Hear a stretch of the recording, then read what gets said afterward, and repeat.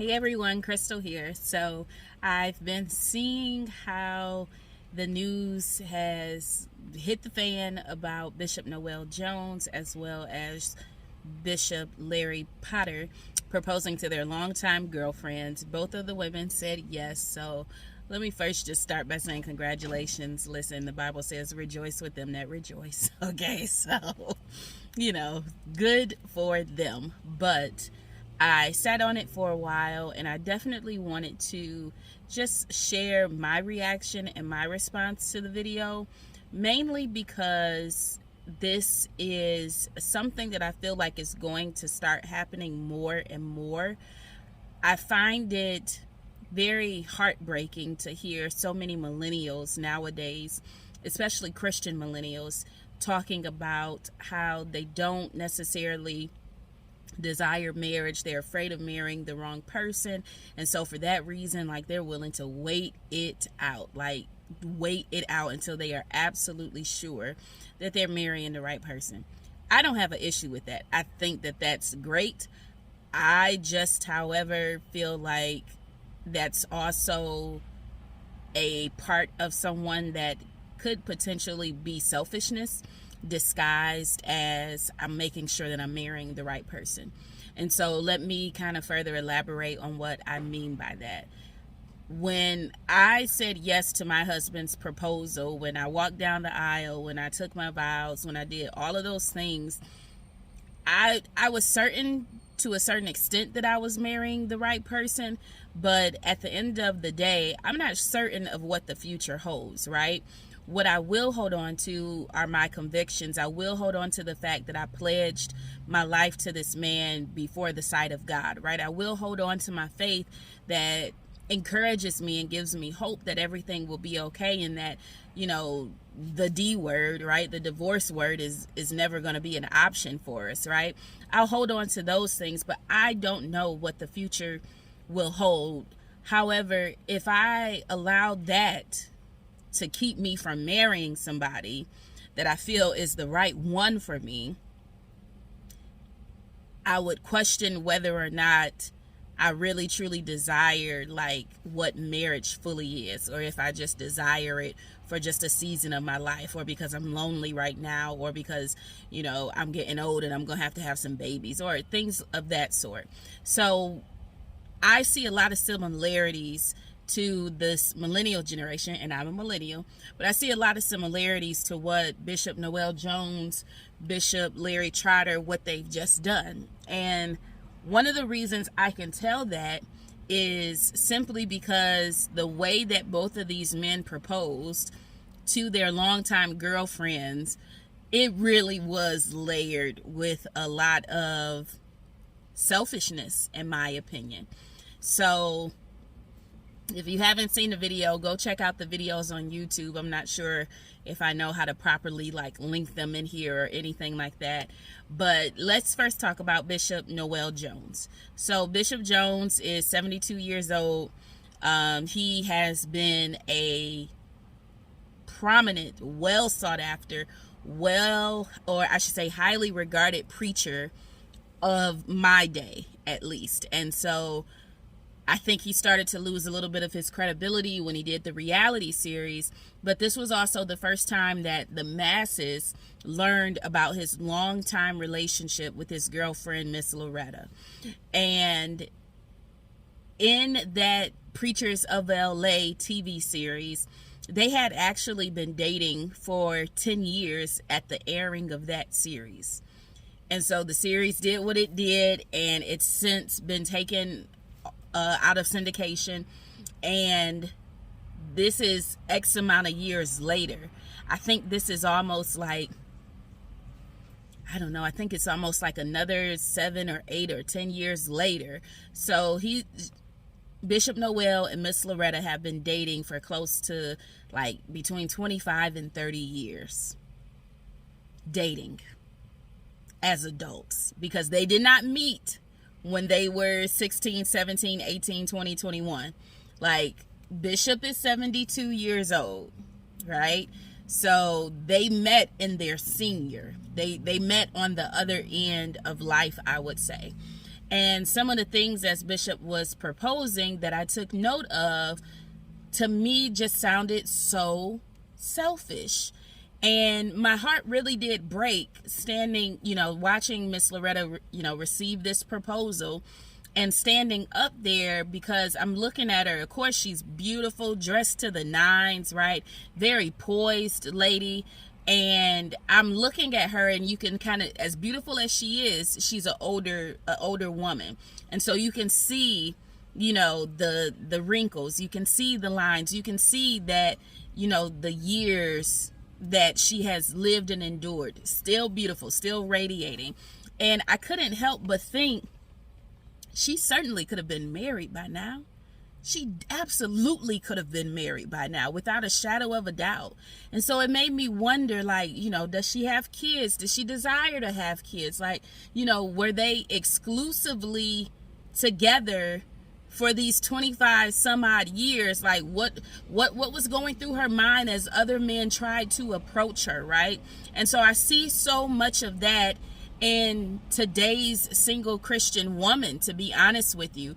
Many, are saying, I will wait. And some have men, some don't have men. And the ones that do have men, it's been, 2 years already. It's been 5 years already. It's been 10 years already. And understand this: God can certainly write whatever love story he wants to write for you. But I beg of you that you take an honest assessment of where you are in your relationship with that individual, and really say to yourself, what is going on that this brother is not ready for marriage, and that he's not going to marry me? And then you have to say, am I willing to wait that long? And what do I give up by having to wait that long? So in Bishop Noel Jones's proposal, he goes on to say, he was talking about how he was still kind of straddling the fence. Like, should I marry this woman? Should I give up my freedom? I can travel the world. Should I have to now answer to somebody? And I'm thinking to myself, if y'all been dating for 30 years, no, the woman is not your wife.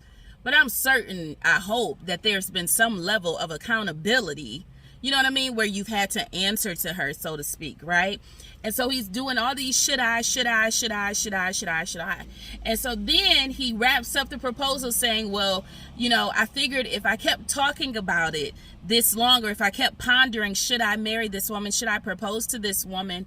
Then I would never do it. And then he says, I started thinking, should she have to, have waited on me for as long as she did? Should she have to now push me around in a wheelchair? Should she? And I'm thinking, whoa, this is going left really quickly. And so he finally kneels down. And this was the part, when I first watched it, I was like, oh, Bishop is old. He finally kneels down on one knee, and he almost falls onto Miss Loreta because he loses his balance a little bit. And I'm thinking, what's the point? I mean, really, what's the point, right? One of the beautiful things about marriage is that you have someone to walk through life with, to grow through life with. And even though they've been in an exclusive, I guess, committed relationship, I can't understand why now, right? So then I started praying for Bishop, because I was like, is he sick? Like, why you want to marry her now? Like, y'all old. Like, what more life do you have? No shade against older individuals, because I know, like, the last years could be the best and the brightest.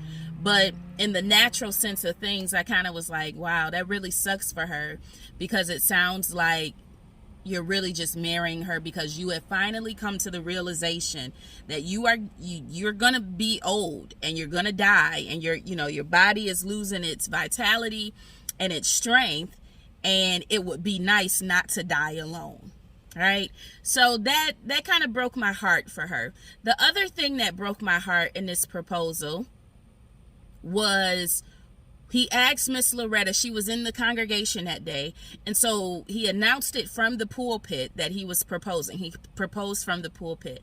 And when he asked her to come up to the stage to start the proposal, she had like this gang, not this gang, there were like 2 or 3 women surrounding her that was like holding her hand and like walking her up the stairs, and you could tell these are like her girls. And then this whole kind of like group of women, they come up and they're celebrating. Now these are older women, you know, middle age, somewhere like that, and they're like celebrating, they're recording, they're so excited for Miss Loreta.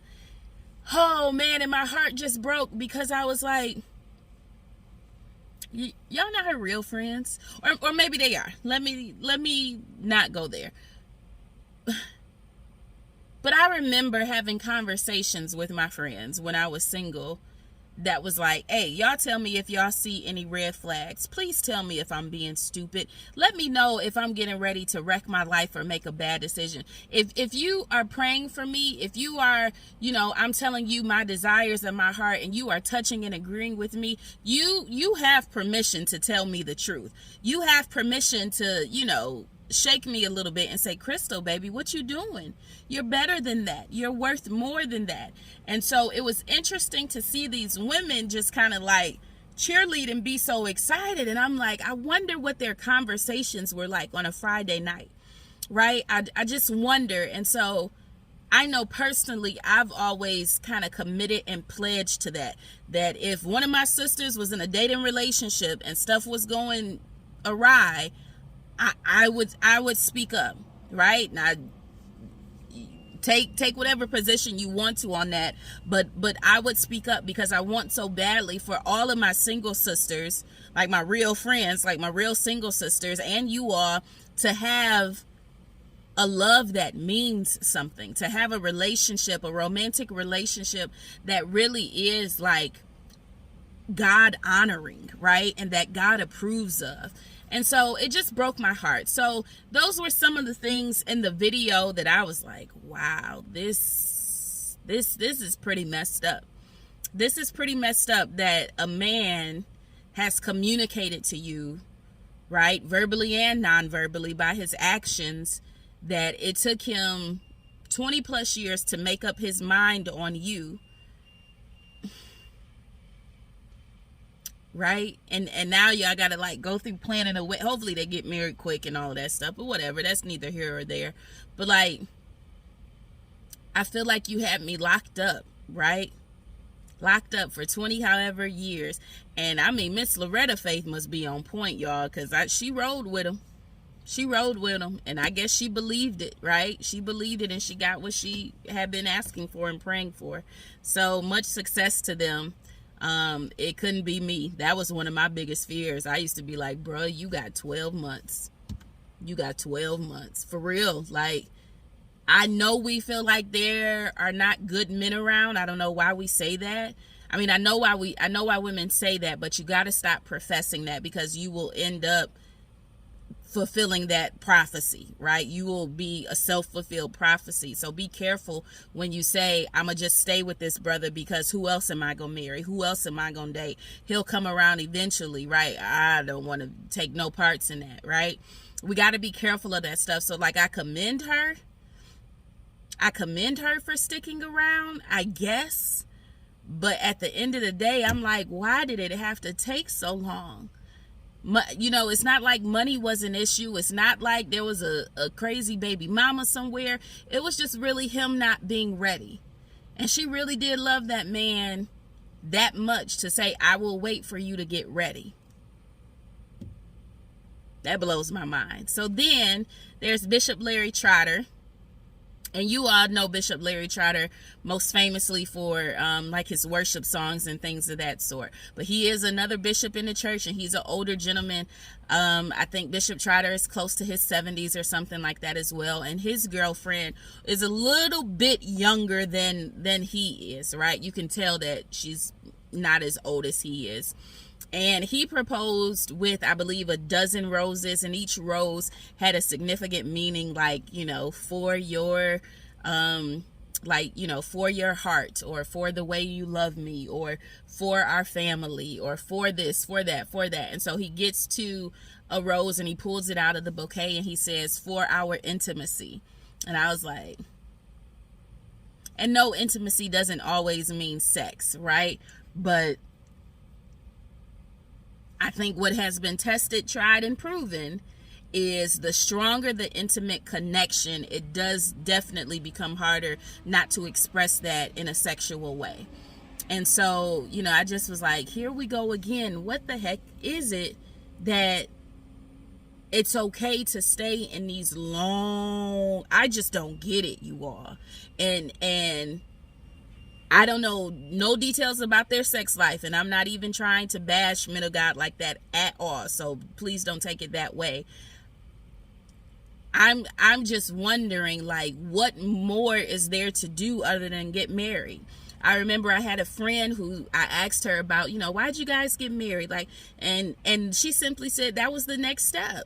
Like we had gotten to know each other, like that was the next step in our relationship. And when she put it so simply, I was like, it's so logical. And I think we worry about so many things when it comes to marriage. Not that it should just be done haphazardly, right? Because it should not be entered into unadvisedly, right? Is what is said at weddings. And I wholeheartedly believe that. But you mean to tell me between 5, 10, 15, 20, 25, 30 years, you have been unadvisedly, you haven't been advised on it, or you haven't even brought it up? I just think that's mad disrespectful. I think it communicates a far greater message of worth, of self-worth or lack of self-worth, and even how we placate the feelings of women that desire love, single women. And so my prayer is that you all would be firm in your convictions. It really doesn't take long. And I'm not just saying that because it's my testimony. I met my husband in January of 2021. We were married in December of 2021. So I know that it doesn't take long. We've met since then several couples who have met, been engaged, and married even in a shorter time span than we have, right? And so I want to encourage you that it really doesn't take long, but you're going to have to hold firm to your convictions. And if by any chance you find yourself in a space where you're like, I really love this man, but you know, I'm thinking it's going to be years, I would say stay firm in your convictions. Like, God can bring another man around. That's something, we'll talk about that later, because that was something I had to be healed and set free from, was the thought that I have to hold on to this guy because no other man is coming after this one. And that's not always the case. That's not always the case. So I just wanted to share my thoughts on all of it. I think a lot of people were also just kind of thrown off by the idea or the fact that this happened with like a Cracker Jack box proposal. And I wasn't thrown off by that. If you know, I used to work in the wedding industry, and so that's not a big deal. It's actually very common amongst like American baseball fans to use a Cracker Jack box because it used to have rings in it. It was appropriate for their generation, like, so that I'm not hung up on anything like that. That was clever. That was really cute, right? Probably something that she always wanted. But I'm just really perplexed at the thought that she had this group of women supporting her in this. And yeah, be happy for your friends. There's nothing wrong with that. Definitely be happy for your friends. But I just wonder, did someone say, you ain't got to do this? If you want to be married. It's different when you don't want to be married. But when you want to be married, that should have been happened. So remember, you are blessed, beautiful, and loved every single day. There is nothing that you can do about it, and God has not forgotten about you. Do me a favor, like this video, comment below, and let me know your thoughts. How long would you wait to receive a proposal from a guy? All right, ladies, I'll see you next time.